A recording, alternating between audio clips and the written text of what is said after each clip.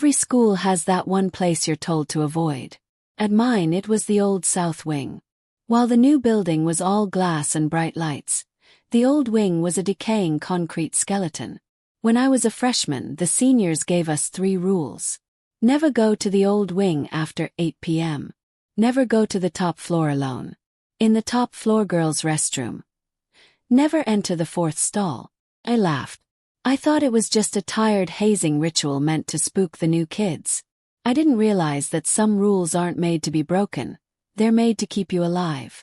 It happened during late-night study sessions. My stomach was in knots, a sharp, localized pain that demanded a bathroom now.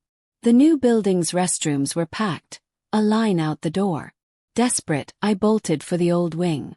The silence there was heavy. There were no motion sensor lights, only flickering amber-tinted bulbs that hummed like dying insects. Dust lay thick on the railings. The walls were maps of water stains, dark, jagged streaks that looked like frozen tears. As I climbed to the top floor, I heard it. Up, a step. Lights slow and rhythmic. They weren't mine. They were behind me. I didn't look back. I didn't dare. I just sprinted for the restroom at the end of the corridor. I pushed open the door. The air inside didn't smell like a bathroom. It smelled like vintage perfume mixed with the damp, cloying scent of mold. Checked the stalls. The first 3 were unusable, locked from the inside or covered in years of grime. Then my eyes drifted to the end. The door was shut tight. I remembered the warning, but the pain in my gut was blinding. It's just a story, I whispered to myself. Just a story. I pulled the door open. It was pristine. Too clean.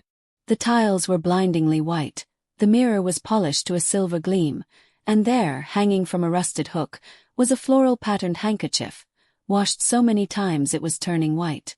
I stepped in.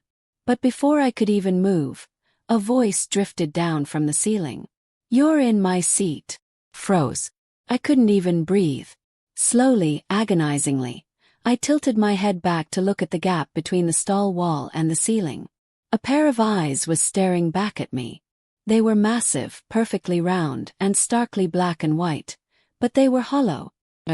They belonged to a face so pale it looked like carved wax, with lips that were a deep, unnatural crimson. She was perched on top of the partition, peering down at me like a bird of prey. "You're in my seat," she whispered again. I didn't scream, I couldn't.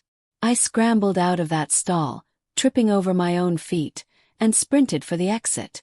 As I reached the hallway, I glanced back one last time. The door to the 4th stall was swinging shut, all by itself. From behind the wood came a long, soft sigh, followed by the sound of the toilet flushing. I spent the next week in a fever, my body shaking with a chill no blanket could fix. When I finally returned, I found Granny Zhang, the school's oldest janitor. I told her what I saw. She didn't look surprised.